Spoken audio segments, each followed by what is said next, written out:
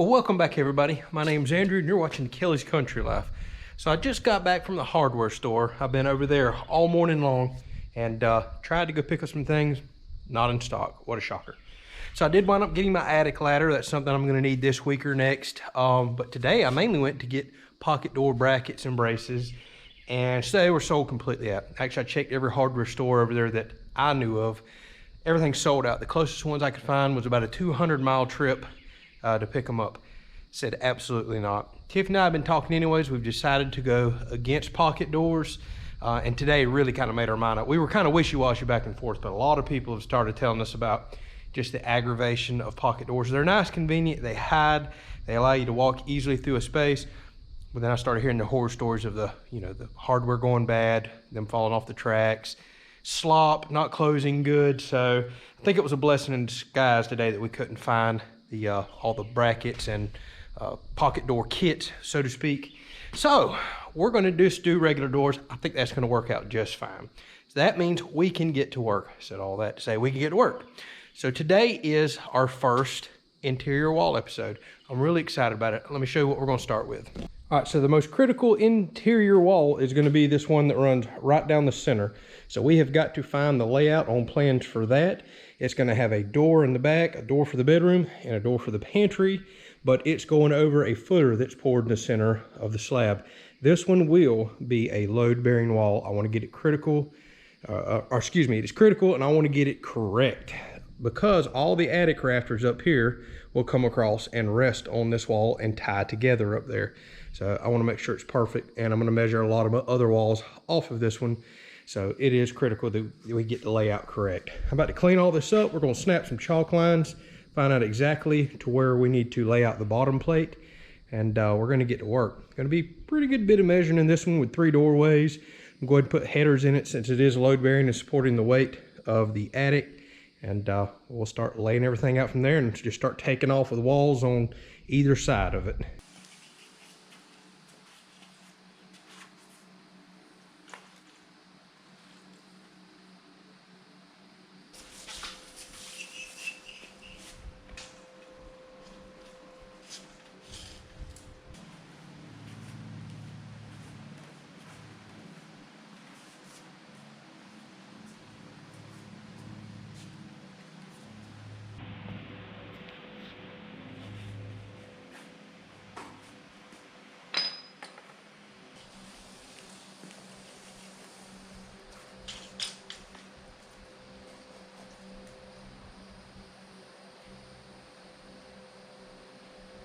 I just want to show you what I did real quick so you can see where the 8-foot walls meet the 12-foot walls.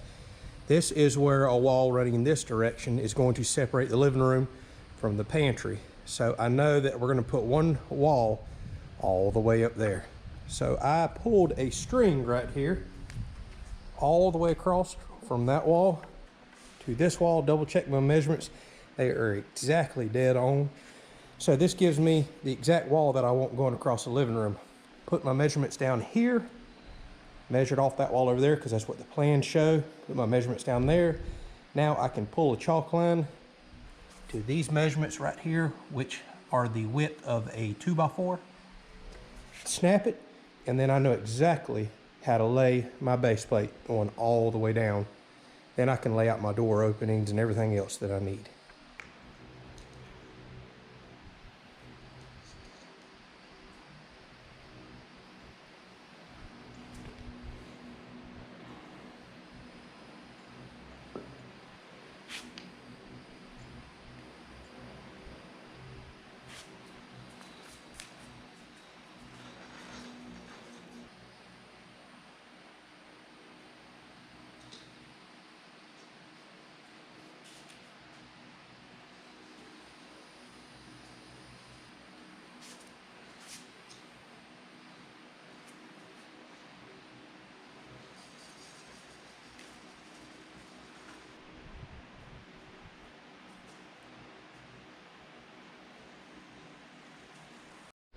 All right, so we just got this whole wall laid out right here and went by the measurements up top.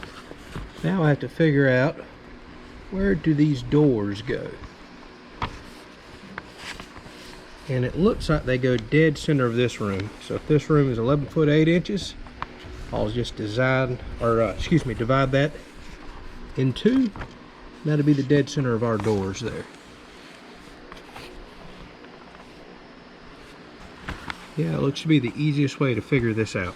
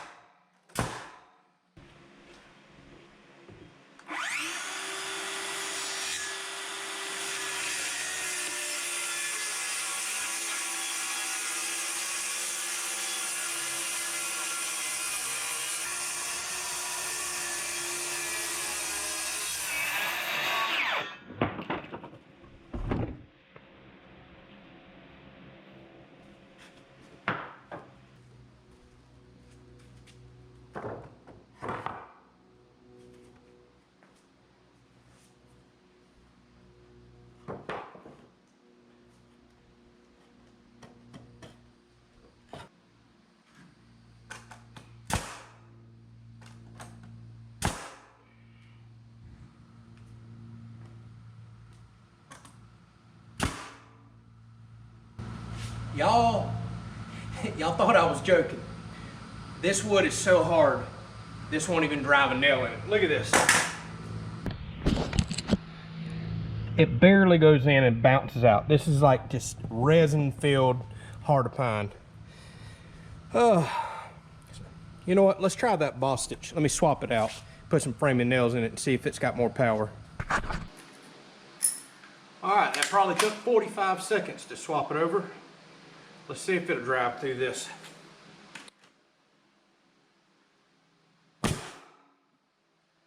no problem.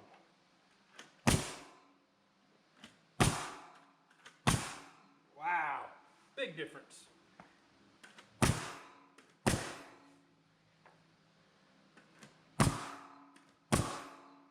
Wow.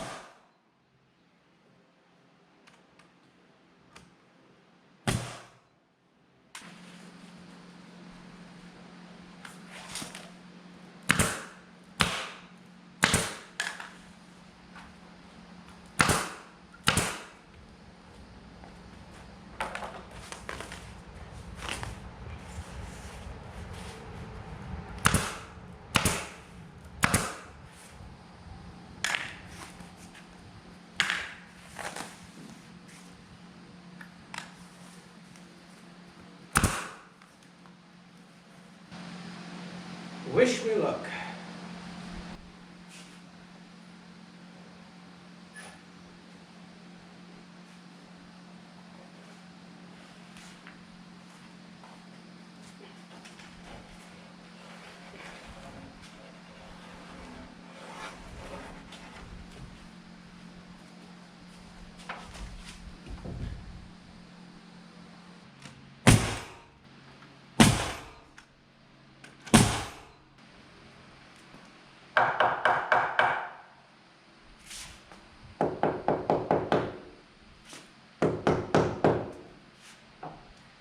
thing about having all the lines, chalk lines, and marks on the floor, going ahead and laying everything out ahead of time is, makes it real easy to put the wall up, tap it right into place. You know your measurements are true. Now we can focus on bolting this thing down so it don't fall over on me.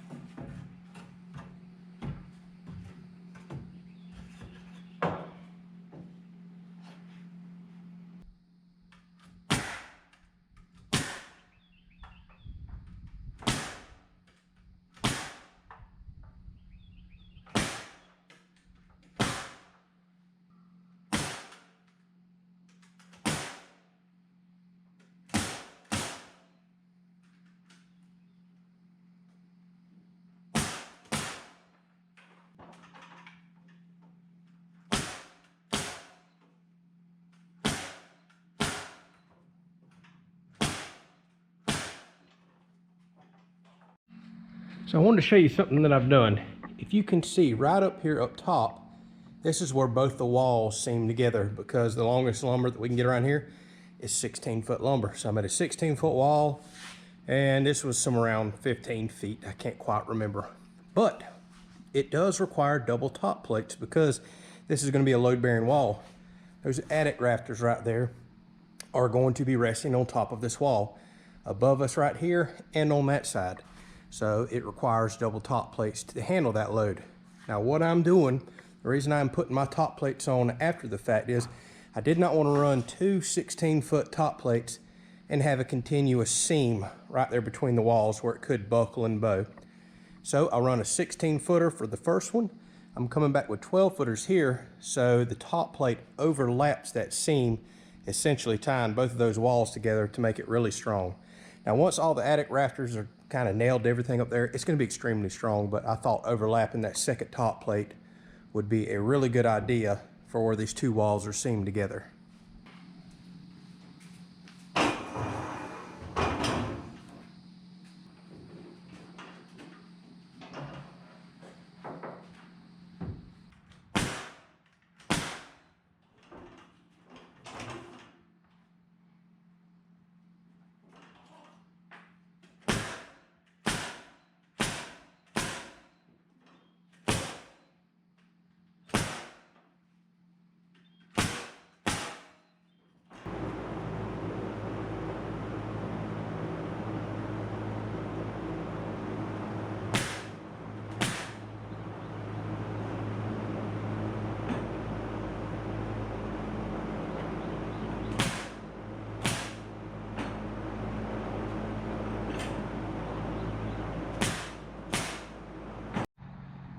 All right, well, I think we are at a good stopping point. We have now officially got our first interior wall up. It is bolted to the floor, double top plates on, headers, everything else finished up there. Now the wall itself is not plumb. We still, next episode, we'll probably go ahead and put a few of these attic rafters in and try to get this, nice and plumb here before we start raising the other walls up in between. But that is what is coming. We're going to probably go ahead and knock the pantry walls out, living room wall, and back here in the bedroom slash closet area. Then we'll move over to bathroom, utility wall, all that on the next episode. So here it is. We're there. We are there finally. Well, I hope y'all enjoyed this episode. It actually took a couple days to get to this point because of all the hardware store trips. I had to make 2 trips to pick up things that I didn't think about or things that I knew that I needed, like yesterday for this job. So a lot of running around, not so much working. But here we are. We can go ahead and check our first wall off the list. It should go much quicker from here, start knocking them out. And seeing the first couple of attic rafters up, even though they're just kind of clamped in place to hold the wall, that's got me excited. I'm ready to see the attic up, the ceiling, roof, whatever you want to call it there. I think that's going to look kind of neat, seeing that whole skeleton of the house right there. It's going to give you a really good idea how everything's going to look. And to be honest with you, I was kind of a little worried about having only 8-foot ceilings, but seeing those rafters up, I kind of like the way it looks. It looks just fine. It gives us plenty of room back here in the back part of the house. Then obviously, living room, we get 16-foot ceilings there all the way up to the peak. So plenty of room to kind of stretch out and should make that space feel really big. Thank y'all so much for watching. We'll catch you on the next video.